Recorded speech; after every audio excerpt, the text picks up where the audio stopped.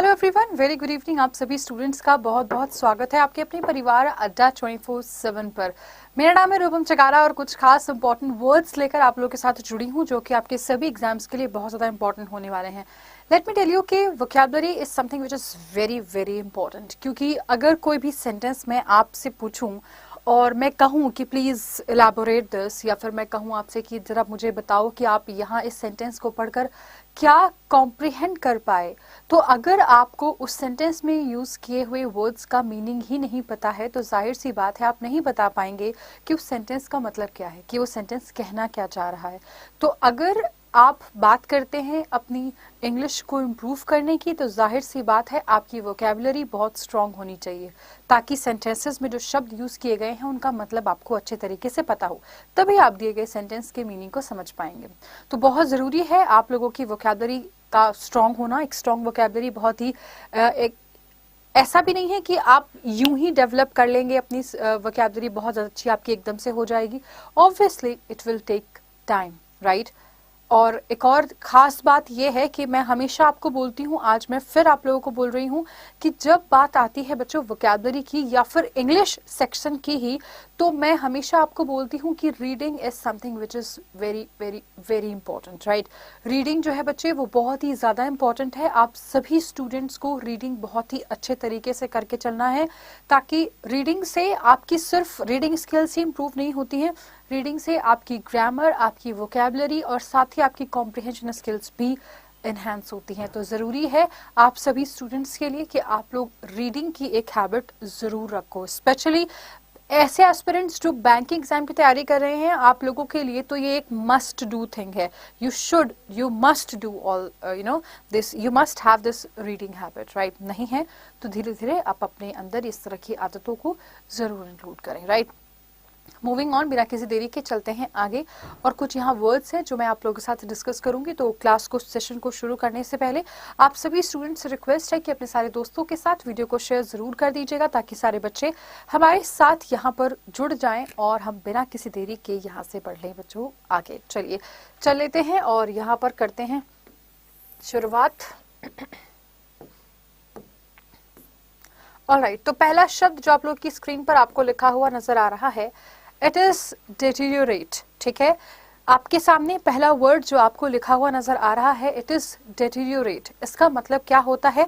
सबसे पहले तो मैं आपको ये बता दूं कि आप इस वर्ड को यूज करते हैं वर्ब के लिए से। ठीक है, पार्ट ऑफ स्पीच अगर देखी जाए तो वर्ब को आप इसको आप एक वर्ब जैसे यूज करेंगे। ठीक है, साथ ही अगर मैं बात करूं इसके मीनिंग की, तो इसका मतलब होता है बिकम प्रोग्रेसिवली वर्स, यानी कि कोई भी ऐसी चीज जो समय के साथ ग्रेजुअली धीरे धीरे क्या होती जा रही है बच्चे, बिगड़ती जा रही है, ये बताने के लिए आप लोग यूज करते हैं डेटीरियोरेट का। बात समझ में आई? सभी को क्लियर हुआ? तो इसका मतलब हमने क्या जाना कि कोई भी ऐसी चीज जो धीरे धीरे धीरे धीरे बद से बदतर होती जा रही है, ऐसी सिचुएशन को बताने के लिए आप डिटीरियोरेट वर्ड का यूज कर सकते हैं। आई होप आप सभी को क्लियर हुआ। साथ ही आप देख रहे हैं कि आपकी स्क्रीन पर आपको सिनोनिम और एंटोनिम भी लिखे हुए नजर आ रहे हैं। जरा एक नजर यहाँ पर भी डाल लेते हैं। तो ये क्या कहते हैं? सिनोनिम की अगर बात करूं तो वर्सन या फिर डीजेनरेट को आप इसके सिनोनिम जैसे यूज कर सकते हैं। यानी कि इसका मतलब क्या हुआ? कोई भी ऐसी चीज जो ऑलरेडी खराब स्थिति में थी और धीरे धीरे और खराब होती जा रही है, यही बताने के लिए आप यूज कर रहे हैं डिटीरियोरेट वर्ड का। और अगर इसकी सिनोनिम की बात हम करें तो आप वर्सन या फिर डीजेनरेट को इसके सिनोनिम जैसे यूज कर सकते हैं। दोनों का मतलब सेम ही होता है, राइट। फिर वहीं अगर हम बात कर रहे हैं किसी भी, अगर हम इसके एंटोनिम की बात करें तो जाहिर सी बात है आप समझ गए, कोई भी चीज जो धीरे धीरे खराब हो रही है, इसका ऑपोजिट क्या होगा? कोई भी चीज जो समय के साथ इम्प्रूव हो रही है, बेहतर हो रही है, वही इसका क्या हो जाएगा बच्चे? एंटोनिम हो जाएगा। Is my point clear? सभी को क्लियर हुआ?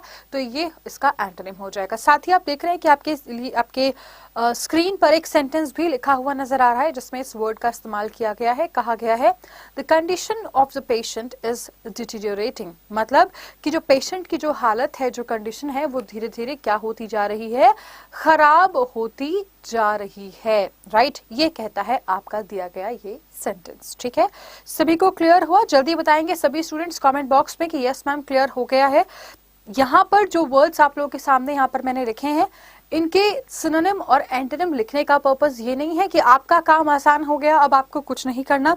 यहाँ पर इसका पर्पस सिर्फ इतना है कि आप स्टूडेंट्स को एक ऐसा इसी तरीके का कुछ और बढ़िया सरप्राइज कल मैं आप लोगों को देने वाली हूँ, तो कल भी आप लोगों को मेरे साथ जरूर जुड़ना है। साथ ही एक और बात मैं आप लोगों को बता दूं कि जब हम कोई भी शब्द पढ़ते हैं, जब आप भी अपनी तैयारी में जैसे अभी आप कर ही रहे हैं, ठीक है, तो ऐसे में जब कोई भी वर्ड आप देखें, ठीक है, कोई भी, क्योंकि आप सभी की एक ये बहुत बड़ी क्वेरी होती है कि मैम हमें तो वोकैबुलरी ही नहीं आ रही है, मैम हम कितनी कोशिश कर लें, हम कितना भी पढ़ लें, हम बहुत मेहनत करते हैं, हम बहुत सारे वर्ड्स याद करते हैं, लेकिन हम सारे भूल जाते हैं।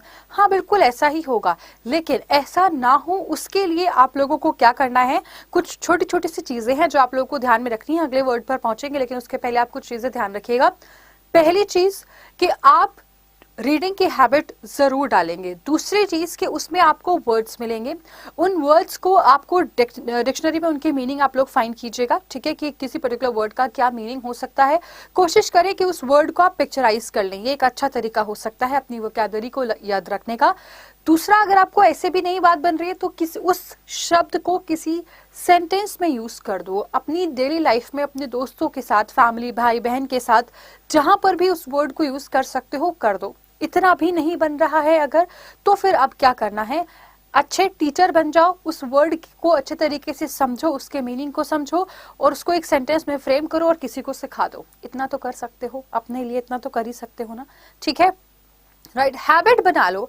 आपके घर में मान लीजिए कोई एक आपसे कोई छोटा या कोई बड़ा, आपका भाई बहन जो भी हो सकते हैं, ठीक है, उनको दिन में 2 या 3 शब्द आपको सिखाने ही है, ठीक है। तो आपको क्या करना है बच्चों, आपको क्या करना है कि आपको कोई भी ऐसा तरीका जो आपको सबसे आसान लगे वोकैबुलरी को याद करते समय, आप उस तरीके को जरूर अपनाएं, क्योंकि वोकैबुलरी आप रोज दिन में ना जाने कितने सारे वर्ड्स आप लोगों को रोज नए देखने को मिलते हैं। ऐसा होता है कि नहीं होता?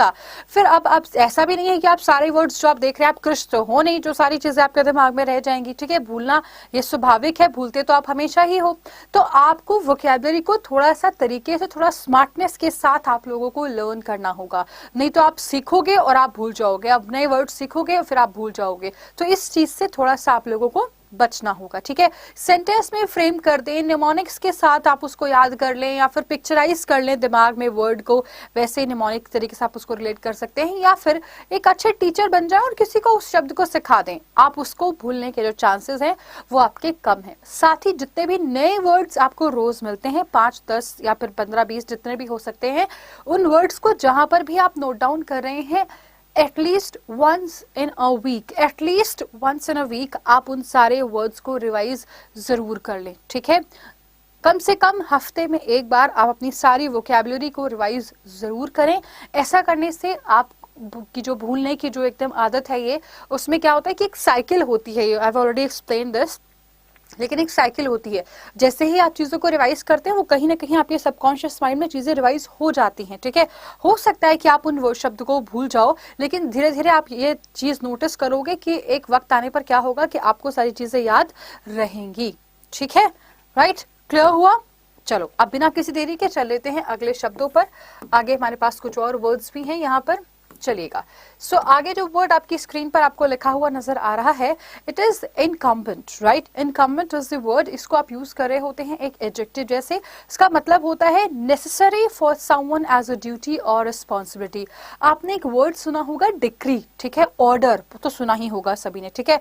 तो जो ऑर्डर होता है ना, वही आपका एक तरीके से आप कहेगा कि वही उसी को आप लोग बोलते हैं क्या बच्चे, इनकम्बेंट की तरीके से आप इस वर्ड को यूज करते हैं, ठीक है। ऑर्डर का मतलब ये ऑर्डर का सिनोनिम है, बस इतना समझ लीजिएगा।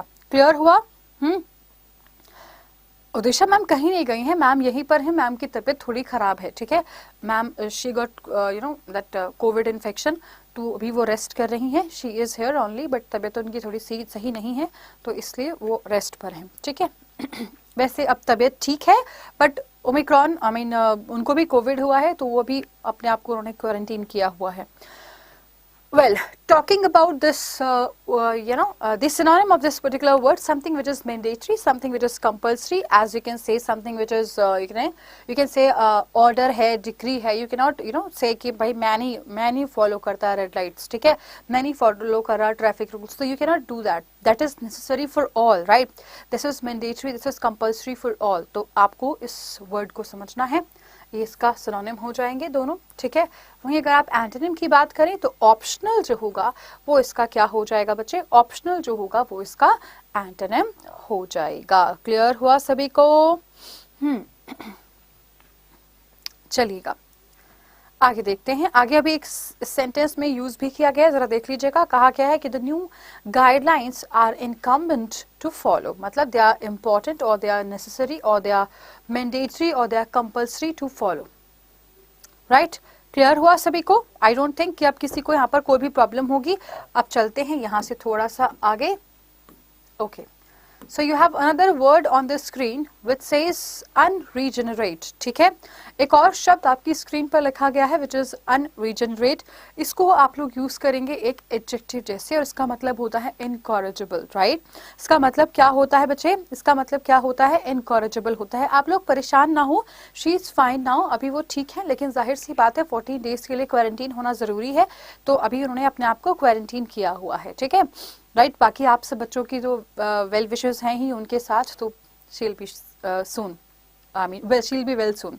चलो, तो आगे अगर मैं बात करूं आप लोगों से इस पर्टिकुलर वर्ड की विच इज अनरीजनरेट, तो इसका मतलब होता है इनकॉरेजिबल, यानी कि कुछ भी ऐसा जो करेक्शन के परे है, जिसको आप क्या नहीं कर सकते हैं, आप उसे करेक्ट नहीं कर सकते हैं. अच्छा, बहुत बढ़िया. मतलब 15 मिनट हो चुके हैं और अभी तक हमारे इस वीडियो में लाइक्स की संख्या जो है वो बहुत ही कम हमें नजर आ रही है. ऐसी गुस्ताखी करने की वजह जान सकते हैं हम आपसे? हद हो गई, मतलब हद हो गई भाई. सभी बच्चे वीडियो को लाइक जरूर कर दें, शेयर जरूर कर दें. राइट, चैनल को सब्सक्राइब अगर आप लोगों ने अभी तक नहीं किया है तो जरूर कर लीजिएगा. राइट, चलते हैं वापस वर्ड की तरफ, बात कर लेते हैं अनरीजनरेट के बारे में वापस से. इसका मतलब क्या होता है बच्चे? जब आप अनरीजनरेट की बात करते हैं तो उसका मतलब होता है समथिंग विच इज इनकॉरेजिबल, जिसको आप करेक्ट ही नहीं कर सकते हैं, ठीक है? वो आपका क्या होता है बच्चे? इनकॉरेजिबल कहलाया जाता है. सिनोनिम और एंटोनिम भी लिखे गए हैं. अच्छा, ध्यान से सुन लो इन सभी शब्दों को, क्योंकि ऐसा है कि आज तो बहुत ही एकदम मैं खुद ही सारा सब कुछ लेकर आई हूँ यहाँ पर आप लोगों के लिए. राइट, सिनोनिम भी है, एंटोनिम भी है और सेंटेंस भी है एक आपके सामने, जो जिसमें उसको मैंने यूज भी किया है वर्ड को.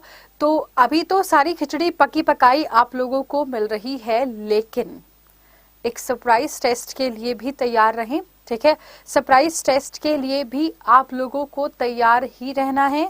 किसी भी दिन ऐसा हो सकता है कि आप लोगों के लिए कुछ एकदम ऐसा मान लीजिए कि सरप्राइज टेस्ट हो जाए, वोकैबुलरी ये सारे वर्ड्स जो अभी आप लोगों ने पढ़ रखे हैं, तो जरा इसके लिए भी तैयार रहे. तो थोड़ा सा जरा मेंटली यहाँ पर दिमाग खोल कर रखें, ठीक है? चलो, तो हमने यहाँ पर क्या देखा? हमने यहाँ पर ये देखा कि एक सेंटेंस भी है यहाँ पर, साथ ही सिनोनिम और एंटोनिम भी है. नेचुरल और कॉन्स्टिट्यूशनल आपका इसका सिनोनिम हो जाएगा. एंटोनिम की बात करें तो जाहिर सी बात है समथिंग विच इज अनकॉन्स्टिट्यूशनल और अननेचुरल और something which is cultivated is the antonym of this word. Right, एक सेंटेंस भी नीचे लिखा गया, उसको भी पढ़ लेते हैं. कहता है कि this people will not follow any guideline, they are unregenerate. These people होना चाहिए, this नहीं होगा भाई. पीपल लिखा गया है, जाहिर सी बात है प्लूरल डेमोन्स्ट्रेटिव प्रोनाउन यहाँ पर आएगा. So these people will not follow any guideline, they are unregenerated, ठीक है? मतलब they are like they will not follow any guidelines. चलिए, एक और वर्ड आपकी स्क्रीन पर, दैट इज ग्रेचुइटस. ग्रेचुइटस का मतलब क्या होता है जरा समझ लेते हैं. आप इसको यूज करते हैं नाउन जैसे नहीं, एडजेक्टिव जैसे यूज करेंगे. कोई भी ऐसा वर्ड जो OUS में एंड होता है वो आपका एडजेक्टिव जैसे यूज किया जाता है. नाउन नहीं बच्चे, एडजेक्टिव जैसे. लिखा तो है आगे बट ये पता नहीं क्यों लिखा है.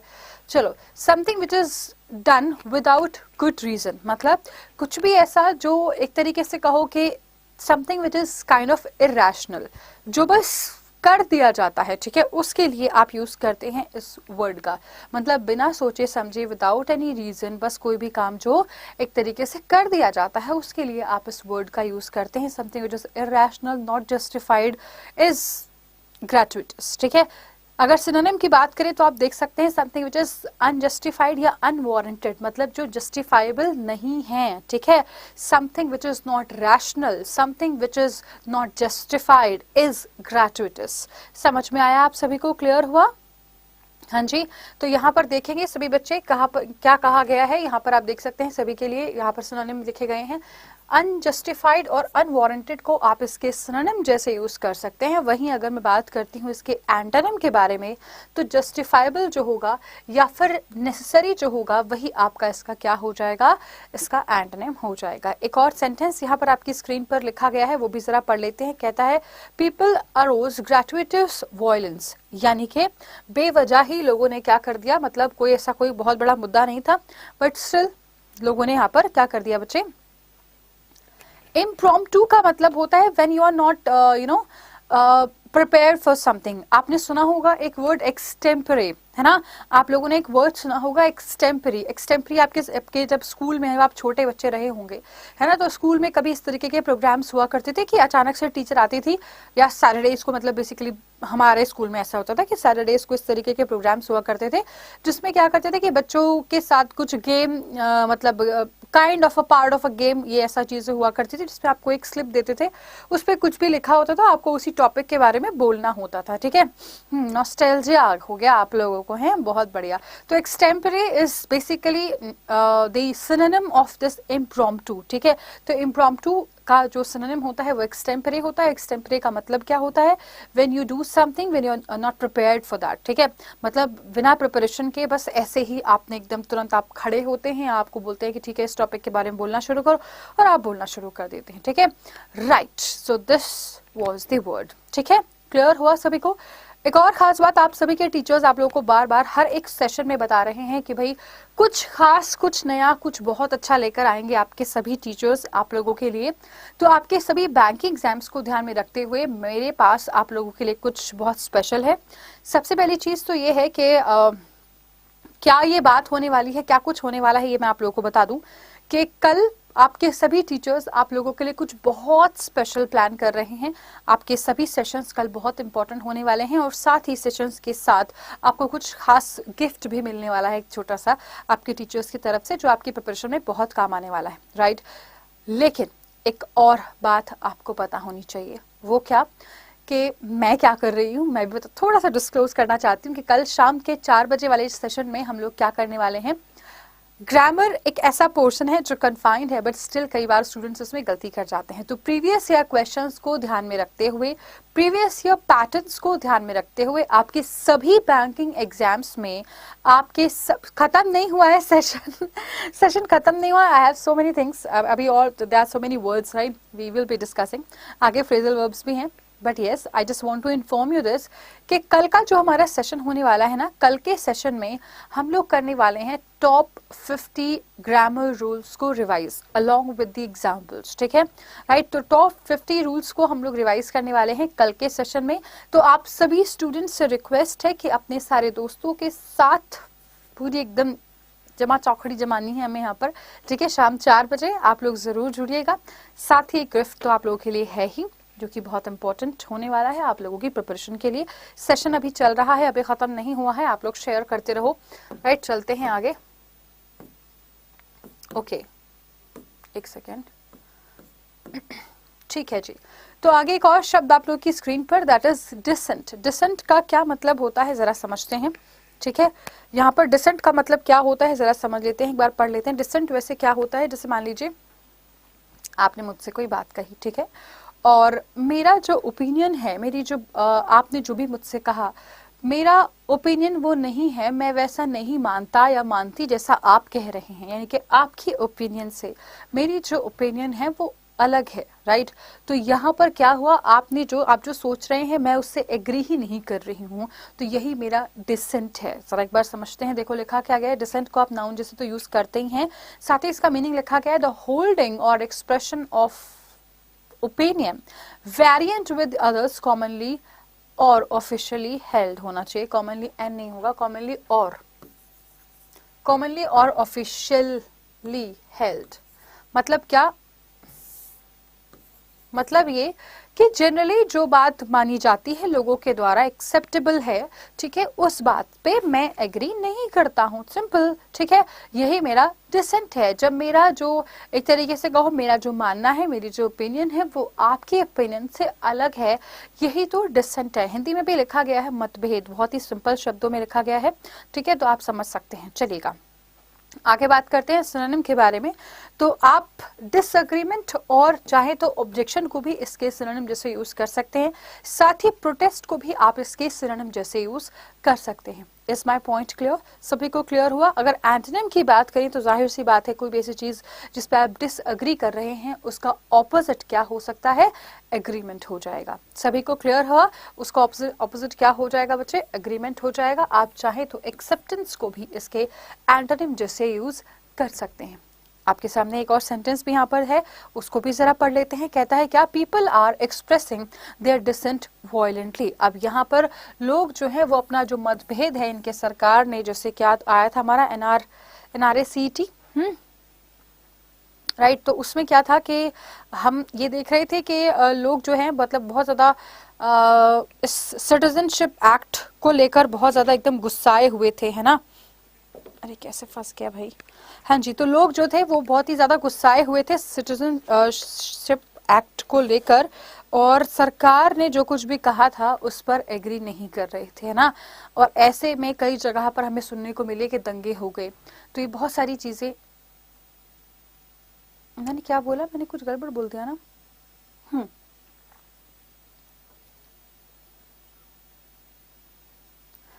हाँ वही मैं बोल रही हूँ कि मैं क्या बोल रही हूँ, मैंने NRACET बोला ना, NRACET। Oh my God, oh my God, ये CET का पैटर्न तो आपको पढ़ाई में आने वाला है। I was talking about NRC, yes that is the right word. मैं वही बोल रही हूँ कि मैंने कुछ गलत बोल दिया है, कुछ गलत बोल दिया है। My mistake, my mistake. चलो, तो समझ आया आप सभी को? क्लियर हुआ? Right, that was really funny. तो मैंने आप लोगों को क्या बोला? I was talking about NRC only, CAA का जो एक्ट के बारे में जो हम लोग पढ़ रहे थे ना पीछे। लास्ट टाइम हम लोगों ने देखा कोविड के पहले, मतलब ये 2-3 साल हमारे इस तरीके से आए हैं ना कि एक के बाद एक के बाद एक के बाद एक जो है चीजें खराब होती हुई नजर आई। मैं वही तभी देर से यही सोच रही हूँ कि कुछ ना कुछ गलत मैंने बोल दिया है ना। हाँ चलो, हाँ sounds like, yeah you right. Well, so yes, so this is the word. So पिछले जो कुछ वर्ष हमारे बीते हैं अगर देखा जाए ओवरऑल, तो काफी हमने ये चीजें देखी हैं जो बहुत ही ज्यादा एक तरीके से कह सकते हैं आपके बुरी हुई हैं, है ना। बहुत कुछ पहले, उसके पहले इतने दंगे झगड़े, सारे वॉयलेंस हमने फेस किया, उसके बाद ही कोविड आ गया। तो चीज़ें, हमने बहुत सारी चीज़ें हैं ऐसी जो बहुत बुरी बुरी हम लोगों ने फेस की हैं पिछले कुछ सालों में।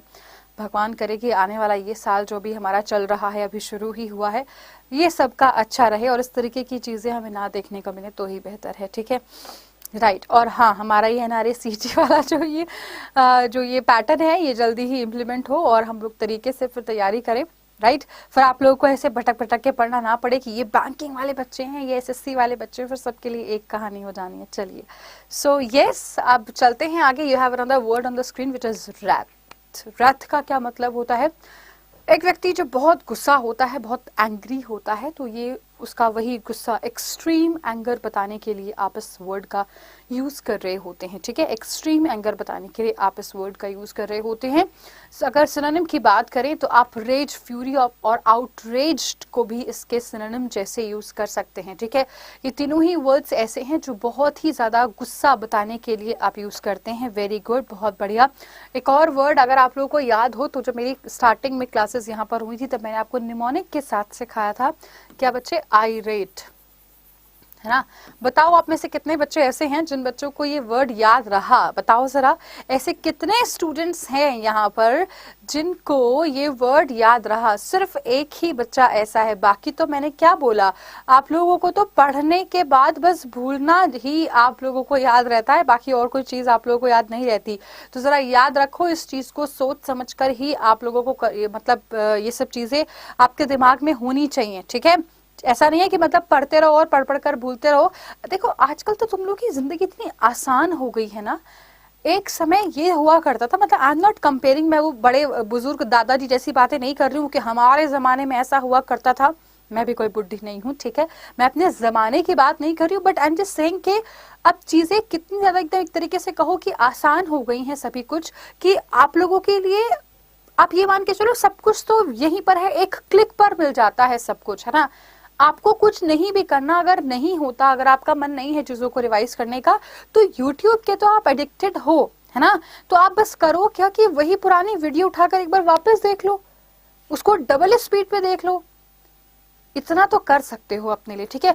मैं ये नहीं कह रही हूं कि आप लोग लिख लिख कर पढ़ो, लिख लिख कर पढ़ो, नहीं, चले गए वो जमाने, गॉन आर द डेज। अब हमें अपने आप को अपडेट करना है, इस आज के माहौल के हिसाब से हमें चीजों को बदलना है ना। तो बस यही आपको भी करना है। अगर नहीं मन कर रहा आपका बाकी कुछ और चीजें पढ़ने का या फिर करने का, तो फिर क्या करो, जो भी वीडियो में आपने पढ़ा था उसी वीडियो को उठाकर रिवाइज कर लो, बस दैट्स इट। मेरी खुद की इतनी सारी निमोनिक्स की वीडियो यूट्यूब पर है, इसी चैनल पर बहुत सारी वीडियोस हैं, वहां से देख लो।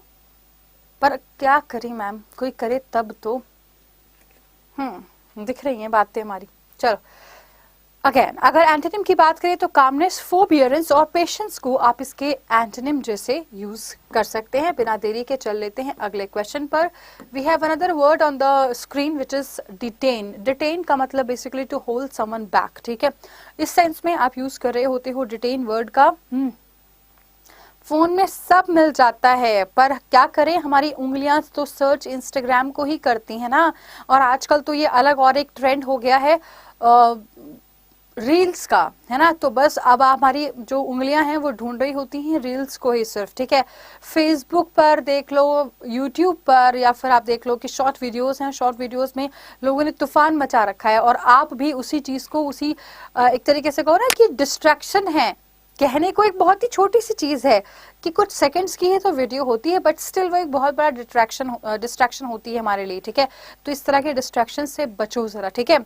यस, अब डिटेंशन की बात करें तो वैसे डिटेंशन डिटेन से ही बना है, डिटेंशन आप कह सकते हो, और ये है आपका गिरफ्तारी वाली बात, ठीक है।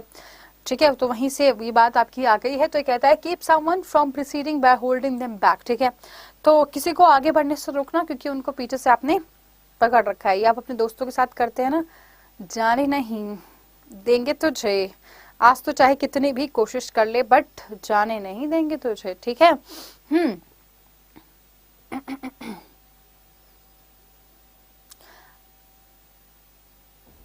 बहुत बढ़िया, बहुत बढ़िया। ऐसी बातों में बहुत मजा आता है तुम लोगों को, है ना। पढ़ाई वाली बातें करो तो बस एकदम ऐसे अजीब ही होने लग जाता है आप लोगों को, है ना। चलिएगा। ऑलराइट, तो यस, मैंने आप लोगों को क्या बताया, डिटेन की जब हम बात करें तो किसी को भी क्या करना, किसी के रास्ते में कोई हर्डल ले आना, कोई इम्पेडिमेंट कर देना या फिर ऑब्स्ट्रक्ट कर देना उसका रास्ता, उसको आगे नहीं बढ़ने देना, तो ये आपका डिटेन कहलाया जाता है। सिनोनिम की बात करें तो आप कह सकते हैं रिटायर्ड और सेटबैक और obstruct, hamper, hinder, there are so many words, ठीक है। बहुत सारे इस तरह के शब्द हैं, हमें याद रखने हैं। आप हैम्पर बोल सकते हैं, ये गिफ्ट हैम्पर नहीं है। आप हिंडर कह सकते हैं, ऑब्स्ट्रक्ट तो यहाँ लिखा ही है, ठीक है। ये सब आपके क्या होती हैं, बाधाएं होती हैं, ठीक है। चलते हैं सर आगे, समझते हैं, आगे बात करते हैं एंटोनिम की। तो लिबरेट और रिलीज को आप इसके एंटोनिम जैसे यूज कर सकते हैं, ठीक है बच्चों। चलते हैं आगे जरा, आगे भी कुछ और चीजें हैं जो हमें यहाँ पर समझनी है। लिखा गया है एंडेव्योर। एंडेव्योर का मतलब क्या होता है बच्चे, जब आप बहुत मेहनत करते हैं, परिश्रम करना, मेहनत करना, यही आपका क्या होता है, इसी को आप लोग एंडेव्योर बोल रहे होते हैं। ट्राई हार्ड टू डू और अचीव समथिंग, यानी कि कुछ भी पाने के लिए, कहीं कुछ भी अचीव करने के लिए जब आप बहुत मेहनत करते हो, बहुत एफर्ट्स करते हो, तो वही आपका क्या होता है, उसी को आप लोग एंडेव्योर कह रहे होते हैं। बात समझ में आई, ठीक है। तो ये क्या होता है, जो आप प्रयास करते हो, मेहनत करते हो, परिश्रम करते हो, यही वर्ड्स होते हैं जो इसके सिनोनिम आप कह सकते हैं हिंदी में, ठीक है। क्लियर हुआ सभी को। वहीं अगर सिनोनिम की बात करें तो स्ट्राइव, टॉयल और अटेम्प्ट को आप इसके सिनोनिम जैसे यूज कर सकते हैं। अगर एंटोनिम की बात करें तो गिव अप कर देना और क्विट कर देना, यही आपका क्या है बच्चे, यही आपका हो जाता है क्या, यही आपका एंडेव्योर, यस, ये इसके एंटोनिम आपके कहलाए जाएंगे। अच्छा, एक और एक चीज मेरे मन में आ रही है, मैं थोड़ा बात करना चाह रही हूँ आप लोगों से। इस गिव अप का क्या मतलब होता है, कोई बता सकता है मुझे? यहाँ पर वैसे मैंने बताया हुआ है ऑलरेडी, लेकिन फिर भी जरा मुझे बताओ एक बार कि जो गिव अप यहाँ लिखा है मैंने, इस गिव अप का क्या मतलब होता है? What is the meaning of give up? Give up का क्या मतलब होता है, जरा बताएंगे मुझे। गिव अप का क्या मतलब होता है? कह रहे हार मान जाना, ठीक है। अच्छा,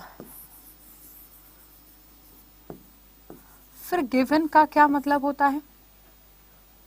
गिवन का क्या मतलब होता है? क्विट कर देना, टू लूज होप, बिल्कुल आपने सही बोला। Then what is the meaning of give in? Given का क्या मतलब होता है? कीप शेयरिंग गाइस, सभी बच्चे शेयर जरूर करते रहें, सभी स्टूडेंट्स को शेयर जरूर करते रहना है, वीडियो को अपने सारे फ्रेंड्स के साथ शेयर जरूर करते रहें। जी हाँ निर्भय जी, आप सही बोल रहे हैं कि गिव अप नहीं करना चाहिए, पीछे नहीं हटना चाहिए, हार नहीं माननी चाहिए, क्विट नहीं करना चाहिए। आप सभी जो बच्चे यहाँ बोल रहे हैं, जो यहाँ पर बोल रहे हैं गिव अप का आंसर, वो बिल्कुल ठीक है। लेकिन मैं ये पूछना चाह रही हूँ कि इस गिव इन का क्या मतलब होता है? What is the meaning of give in? Again, अब यहाँ पर बहुत सारे बच्चे हैं, वो कह रहे हैं कि एनीबडी हु नो, क्या लिख रही हो तुम अनन्या? ना लिसन। तो अब मैं यहाँ पर क्या आप लोगों को बोल रही हूँ कि गिव अप और गिव इन, ये जो दोनों यहाँ पर फ्रेजल वर्ब आपकी स्क्रीन पर यहाँ लिखे हुए आपको नजर आ रहे हैं, गिव अप ये लिखा हुआ है और गिव इन यहाँ पर मैंने ये लिख दिया। तो इन दोनों के मीनिंग में अंतर क्या है? क्या आप में से कोई मुझे बता सकता है? आप कह रहे हैं मैम दोनों का ही मतलब क्या होता है? दोनों का ही मतलब होता है गिव अप कर देना, क्विट कर देना, ठीक है। लेकिन इन दोनों के मीनिंग में थोड़ा सा डिफरेंस और है। वो क्या डिफरेंस है, जरा समझिएगा। जब आप गिव अप की बात कर रहे हैं, ठीक है, जब आप गिव अप की बात कर रहे हैं, जैसे एग्जाम्पल से समझते हैं। जैसे मान लीजिए मैंने कहा कि हमने बहुत मेहनत की, बहुत बहुत मेहनत की, लेकिन हम जो चीज़ पाना चाह रहे थे, हम जो डेस्टिनेशन, जो गोल हमारा, जो टारगेट था, जो हम अचीव करना चाह रहे थे, वो हम नहीं कर पाए। लेकिन हमने अपना 100% दिया और अल्टीमेटली फिर हमें ये समझ में आ गया कि मैं ये काम नहीं कर सकता, ठीक है, मैं अपना 100% दे चुका हूँ, इससे और बेहतर मैं नहीं कर सकता, और फिर मैं वहां से क्विट करता हूँ कि मेरे बस की बात अब नहीं रही, ठीक है। अब मैं क्या कर रहा हूँ, अब मैं क्या कर रहा हूँ, अब मैं क्विट कर रहा हूँ, आई एम गिविंग अप। मतलब ये मैंने खुद डिसाइड किया। I started preparing for a particular exam, मैंने बहुत मेहनत की, मैंने बहुत एफर्ट्स किए, मैंने अपना 110% भी दिया, और सब कुछ करने के बाद जो मैं ये समझ पाया, बहुत लंबे समय मेहनत करने के बाद जो मैं समझ पाया, वो ये था कि क्या बच्चे कि मैं जो हूँ, मैं इस जॉब का कुछ मेरा से इसका कनेक्शन नहीं है और मैं ये चीज़ नहीं कर सकता, तो I just give up, right. तो मैंने यहाँ पर सरेंडर कर दिया, ठीक है, मैंने यहाँ पर सरेंडर कर दिया, I quit, I give up. लेकिन गिव इन का मतलब भी वैसे तो सरेंडर करना ही होता है, but there is a difference. Let me explain you the difference. For example, जैसे मान लीजिए कि आपने प्लान किया कि आप डाइट करेंगे, ठीक है, राइट। और जैसे मान लीजिए मैं अपना एग्जांपल देती हूँ कि मैंने प्लान किया कि अब मैं कुछ भी जंक नहीं खाऊंगी, कुछ भी ऐसा वैसा बाहर का नहीं खाऊंगी, मैं सिर्फ अपना बॉइल्ड फूड या जो भी मेरा डाइट का खाना है मैं वो खाऊंगी, राइट। लेकिन क्या हुआ कि बिन बताए आपके दोस्त कौन से आप इनविटेशन देते हो तब आते हैं या फिर आपको बता कर आते हैं, वो तो बस आ जाते हैं। ऐसा ही कुछ हुआ कि क्या हुआ कि आपके दोस्त आपके घर आ गए, पिज्ज़ा, बर्गर और बहुत सारा खाने का इस तरीके का जंक फूड लेकर और सॉफ्ट ड्रिंक्स लेकर वो आपके घर आकर बैठ गए। अब आप बैठे हैं एक कोने में, वो आपको ऑफर कर रहे हैं कि थोड़ा सा खा ले, थोड़ा सा खा ले। आप कह रहे हैं नहीं, आई एम ऑन डाइट, मैं नहीं खाऊं। अरे एक स्लाइस ले लेना भाई, एक स्लाइस में कौन सा तेरे को मोटा हो जाना है ना। तो ऐसे में क्या हुआ, ऐसे में आपने क्या किया कि प्योर प्रेशर में आकर आपने देखा कि आपके दोस्त आपको बार बार बार बार कह रहे हैं, तो आपने कहा चलो ठीक है, एक स्लाइस लेने में क्या जा रहा है, आपने वो एक स्लाइस ले ली। तो जब आपने अंडर प्रेशर गिव इन कर दिया, जब आपने अंडर प्रेशर गिव अप कर दिया, जब आपने अंडर प्रेशर क्या कर लिया, मतलब यहाँ पर आपकी अपनी खुद की इच्छा नहीं है, यहाँ पर लोग आपको बोल रहे हैं कि ये करो, ये करो, ये करो, और उस प्रेशर में आकर you just quit, you just give up. इसी के लिए आप यूज कर रहे होते हैं क्या बच्चे, इसी के लिए आप गिव इन का यूज कर रहे होते हैं। Is my point clear? सभी को क्लियर हुआ? गिव अप और गिव इन दोनों का ही मतलब सरेंडर करना होता है, but give up is something which you do by your own by your own consent you can see, ठीक है, जो आप अपनी खुद की मर्जी से खुद की इच्छा के हिसाब से कर रहे होते हैं गिव अप जब, तो वो आपका गिव अप यानी कि सरेंडर रहता है, गिव अप रहता है। और जब आपसे एक तरीके से कहो कि जब आप सरेंडर कर रहे होते हो या क्विट कर रहे होते हो but somebody else is forcing you और there is some external pressure on you कि आपको ये काम करना ही है, ठीक है, तो उसे आप गिव इन कहते हैं। तो this is the difference between the two, right. आप लोग इस चीज को ध्यान रखिएगा। अब यहाँ से चल लेते हैं हम थोड़ा सा आगे, ठीक है, चलते हैं यहाँ से थोड़ा सा और आगे। Now we have some phrasal verbs, कुछ फ्रेजल वर्ब्स है, फ्रेजल वर्ब्स को रिवाइज करना है, कुछ इंपॉर्टेंट फ्रेजल वर्ब्स है। पहला फ्रेजल वर्ब जो आपकी स्क्रीन पर लिखा गया है दैट इज विथर अवे, विथर अवे, ठीक है, जैसे कि वैक्सीन की वजह से दिस कोरोना विल विथर अवे, मतलब कि धीरे धीरे कोरोना जो है वो क्या हो जाएगा, गायब हो जाएगा, कम हो जाएंगे केसेस, ठीक है। ड्विंडल आप बोल सकते हैं, डिमिनिश आप बोल सकते हैं, ठीक है। तो wither away is a phrasal verb जिसका मतलब होता है धीरे धीरे धीरे धीरे क्या हो जाना, कम हो जाना, ठीक है, धीरे धीरे किसी भी चीज का घटना, कम हो जाना, वही आपका विथर अवे कहलाया जाता है। जैसे कि आप बोल सकते हैं कि कोरोना विल विथर अवे सूनर और लेटर, मतलब धीरे धीरे एक समय ऐसा आएगा कि जब कोरोना क्या हो जाएगा, गायब ही हो जाएगा वैक्सीनेशन के बाद, ऐसा आप बोल सकते हैं। फेड कह सकते हैं अगर आप बोलना चाहते हैं। तो आपके सामने बहुत सारे ऐसे वर्ड्स लिखे हैं जो इसका मीनिंग आपको बता रहे हैं, तो ध्यान रखिएगा। तो जब आप बात कर रहे हैं विथर अवे की, फ्रेजल वर्ब जैसे यूज करते हैं डिमिनिश, ड्विडल, लेसन या फिर वीकेंड को आप इसके सिनोनिम या फिर इसके मीनिंग जैसे समझ सकते हैं। आई होप सभी को क्लियर हुआ होगा। सभी बच्चे वीडियो को लाइक करना ना भूलिएगा, शेयर करना ना भूलिएगा, डिटेरियोरेट भी कह सकते हैं। आगे बात करते हैं, लिखा गया है एक और important phrasal verb and that is tear down.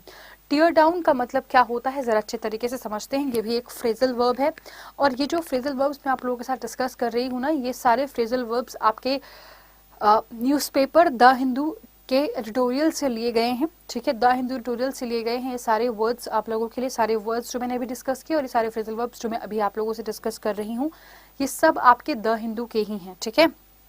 तो आप सभी को इनको और भी ज्यादा इच्छा से, अच्छे दिमाग खोल के तरीके से पढ़ने की, समझने की जरूरत है, क्योंकि अगर आप ऐसा नहीं करेंगे तो फिर कहीं ना कहीं चीजें खराब होती हुई नजर आएंगी, जो कि आपके पेपर के लिए अच्छी बात नहीं है। सरकारी नौकरी विल बी विथर अवे, वैसे जो ये आपने बात लिखी है बात भी गलत है, और दूसरा जो आप यहाँ पर जिस तरीके से सेंटेंस फ्रेम कर रहे हैं रोहित, ये भी गलत है। Now again I am talking about the another phrasal verb which is tear down. Tear down भी एक फ्रेजल वर्ब जैसे आप यूज करते हैं, जिसका मतलब होता है डिमोलिश, नॉक डाउन और पुल डाउन। जैसे कि आप ये मानकर चलिएगा कि किसी की बहुत बड़ा एम्पायर है, ठीक है, किसी का बहुत बड़ा एम्पायर है और धीरे धीरे धीरे धीरे देखभाल ना होने के कारण या फिर अच्छा मैनेजमेंट ना होने के कारण आप देख रहे हैं कि उसका एम्पायर जो है वो धीरे धीरे गिरता नजर आ रहा है। या फिर एक बहुत छोटा सा एग्जाम्पल ले लीजिए, बहुत प्यारा सा, कोई कंपनी है, वो बहुत अच्छा काम कर रही है, लेकिन धीरे धीरे क्या हुआ कि काम पे ध्यान नहीं दिया गया, प्रॉपर मैनेजमेंट नहीं रखा गया, तो एक समय आकर क्या हो जाएगा, एक समय आकर देखा गया कि धीरे धीरे चीजें खराब होनी शुरू हो गई। एक कंपनी जो पहले बहुत अच्छी हुआ करती थी, अब वो धीरे धीरे क्या होनी शुरू हो गई है, गिरनी शुरू हो गई है। मतलब वो कंपनी की अब उतनी इंपॉर्टेंस नहीं रही, उतना अच्छे से वो काम नहीं करती है। यही आपका डिमोलिश कहलाया जाता है, ठीक है। नॉकडाउन का मतलब तो क्या होता है, नॉकडाउन किसी को किल के सेंस में भी आप यूज करते हैं।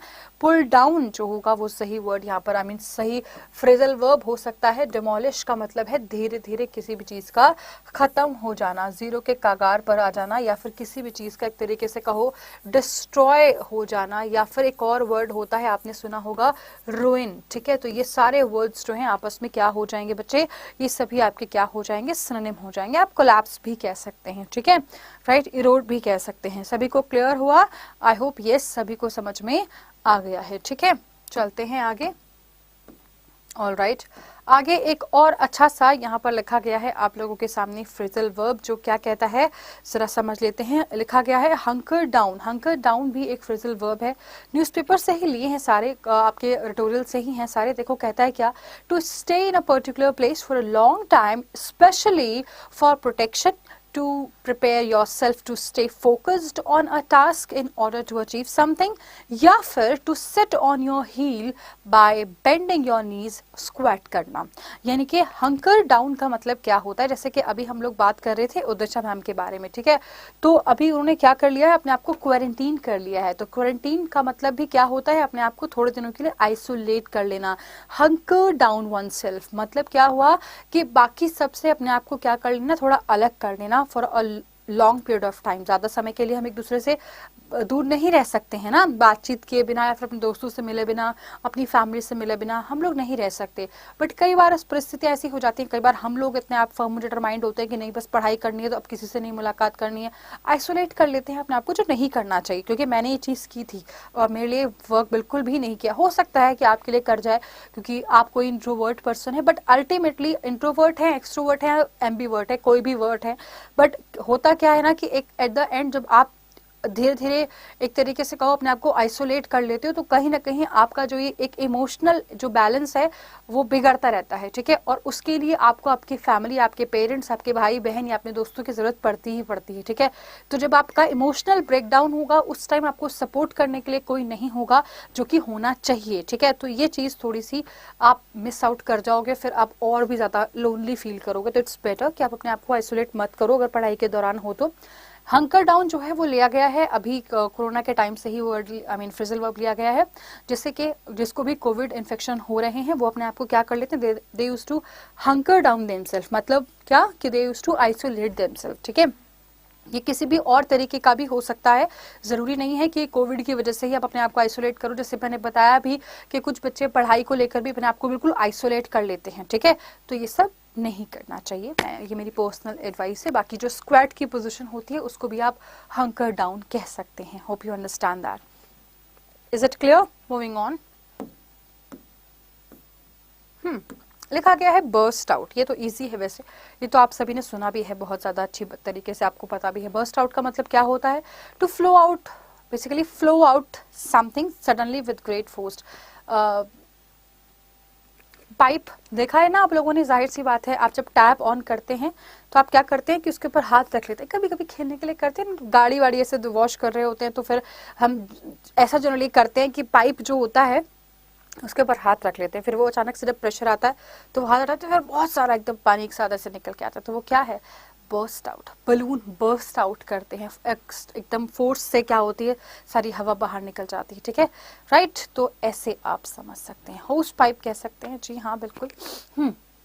मतलब ये जो मैं एग्जाम्पल के लिए बोल रही हूँ, बाकी बर्स्ट आउट का मतलब क्या होता है आप समझ रहे हैं। बर्स्ट आउट का मतलब होता है किसी भी चीज़ का बहुत ही फोर्सफुली एक तरीके से कहो निकलना, वही आपका क्या कहता है, बर्स्ट आउट कहलाता है। फटने के सेंस में भी आप इसको यूज़ कर सकते हैं, ठीक है। आई होप क्लियर हुआ हो सभी को यहाँ पर ये सारी चीज़ें। Moving on, we have wake up to. Wake up to का मतलब क्या होता है, जब आप किसी चीज़ को एक तरीके से कहो कि आप अभी तक जैसे मैं अभी आप लोगों को बोल रही थी कि आइसोलेट कर लिया था मैंने अपने आप को अपनी तैयारी के दौरान, जब आई स्टार्टेड प्रिपेयरिंग, राइट। तो उस टाइम मैंने क्या किया कि मैंने अपने आप को क्या कर लिया बच्चे, आइसोलेट कर लिया। And then after 6 or 7 months, like I didn't go to my home on that festivals के टाइम पर भी। I just use to be, you will always like my friends that time, they will always used to find me there in the corner of my room studying in books and वगैरह वगैरह, ये सारी चीज़ें हुआ करती थी। तो मैं अपने आप को बहुत ज़्यादा एकदम क्या करती थी, हाँ वर्ब होज याद है, चलो ग्लैड कि कोई बच्चा तो सीख रहा है यहाँ पर। चलो तो मतलब मैं सारे फेस्टिवल्स जितनी भी सोशल गैदरिंग्स थी मैं वो सब कुछ अवॉइड किया करती थी। But then after few months, like 6 or 7 months, I realise के ऐसे नहीं बात बनेगी। नहीं, पूरे 1 साल बाद मुझे इस चीज़ का एहसास हुआ कि ये सब चीज़ें नहीं होनी चाहिए, थोड़ा सा गैदरिंग ज़रूरी है, राइट। सो यस, तो then I wake up to this, मतलब then I realize this, I wake up to this means, अब आप यहाँ पर समझ सकते हैं, लिखा गया है वेक अप टू का मतलब क्या होता है, फ्रेजल वर्ब जैसे आप इसको यूज़ करते हैं, गॉट इट। सो आगे लिखा गया क्या कहा है बच्चे, रियलाइज करना किसी भी चीज़ को, become aware of, become heedful of, यानी कि बेसिकली किसी भी चीज़ को लेकर आपकी समझ एक डेवलप होना, ठीक है। Earlier you were not aware of that now you know कि ऐसा करने से this is the circumstances, basically this will be the outcome of this, तो इससे थोड़ा सा आपको बचकर ही रहना है, ठीक है। ये कौन है, ये संडे, ये मुझे सर क्यों लग रहा है कि पहले भी ये बच्चा आया है मेरी सेशन में ना, और ये सेम बातें करते हुए आया है, ठीक है। तो देखो बच्चों, अब मैं आप लोगों को बता दूं कि कल का जो हमारा सेशन होने वाला है उसमें कुछ 50 इम्पोर्टेंट रूल्स हम लोग डिस्कस करेंगे, ठीक है। 50 इंपॉर्टेंट रूल्स हम लोग डिस्कस करने वाले हैं कल के सेशन में, कल शाम 4 बजे, राइट। प्रीवियस ईयर में जिस तरीके के क्वेश्चंस आप लोगों से पूछे गए हैं वैसे ही क्वेश्चंस मैं यहाँ पर आप लोगों के लिए लेकर आऊंगी, और उन्हीं के साथ साथ हम लोग इंपॉर्टेंट रूल्स भी रिवाइज करेंगे। तो सभी स्टूडेंट्स को कल खुद तो आना ही है, अपने सारे दोस्तों को भी लेकर आना है। शाम 4 बजे, 2 बजे और सुबह 10:30 बजे वाला सेशन बहुत इंपॉर्टेंट होगा आप सभी के लिए, तो आप सभी को जरूर जुड़ना है, इस बात का आप लोगों को ख्याल रखना है। साथ ही जितने बच्चे मेरे यहाँ पर सेबी की तैयारी कर रहे हैं, आप सभी को मैं एक और खास बात बता देना चाहती हूँ कि अड्डा 24/7 पर राइट, अड्डा 24/7 वेबसाइट पर आप जब आप जाओगे तो देयर यू विल फाइंड कि क्या बच्चे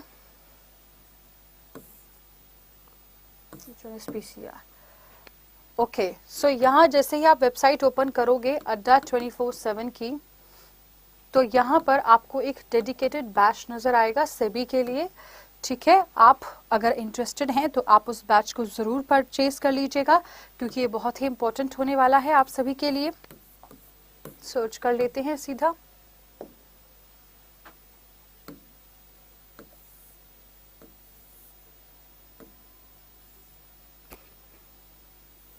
नहीं आ रहा है भाई, क्या हो गया, कोई बात नहीं है।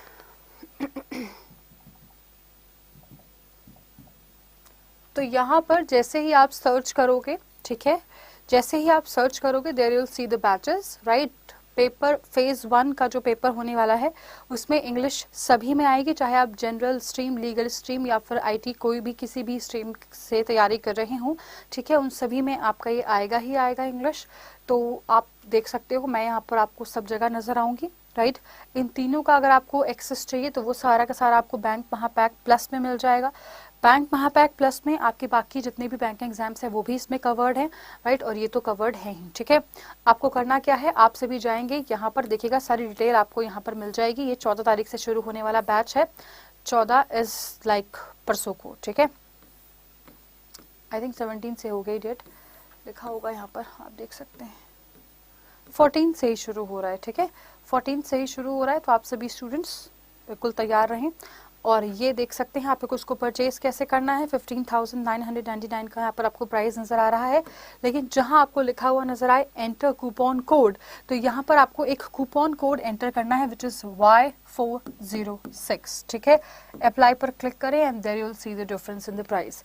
साथ ही अगर आप लोग इसको ऐप से परचेज करोगे तो ये और भी सस्ता आपको मिल जाएगा, आपको और डिस्काउंट वहां पर मिल जाएगा, ठीक है। तो आप सभी स्टूडेंट्स को वीडियो को लाइक जरूर कर देना है, शेयर जरूर कर देना है, और कल आप लोगों को जरूर जुड़ना है अड्डा 24/7 के ऑफिशियल यूट्यूब चैनल पर। आप सभी बच्चे मुझे यहीं पर नजर आने चाहिए, ठीक है। ये सब क्या आ गया, वेट, इसको हटा दो, यहाँ पर सर्च कर दो अड्डा 24/7 एंड यस, ये हमारा सेशन तो अभी चल ही रहा है, लेकिन यस आपके सभी टीचर्स के देख रहे हो, आपके सभी टीचर्स आप लोगों के लिए कुछ खास, कुछ इम्पोर्टेंट, कुछ बहुत दमदार लेकर आने वाले हैं कल सुबह से शाम तक। तो आप सभी बच्चे जरूर जुड़िएगा, सुबह से शाम तक के सभी सेशंस में बहुत इंपॉर्टेंट है, सभी के लिए कुछ ना कुछ खास है आप लोगों को देने के लिए। तो आप सभी को जरूर जुड़ना है, राइट। इस सेशन में आप सभी जरूर जुड़िएगा, सुबह से अब तक जितने भी सेशन हैं उन सभी में आपको जरूर आना है, ठीक है, राइट। और शाम 4 बजे तो आप लोगों को आना ही आना है, नहीं आए ना फिर मैं एक एक के प्रेजेंट देख लूंगी यहाँ पे कि तुम लोग आए हो कि नहीं आए हो, ठीक है। तो सभी को यहाँ मुझे नजर आ जानी चाहिए तुम सभी बच्चे, ठीक है। चलो, तो ये है हमारा session, we are live, okay.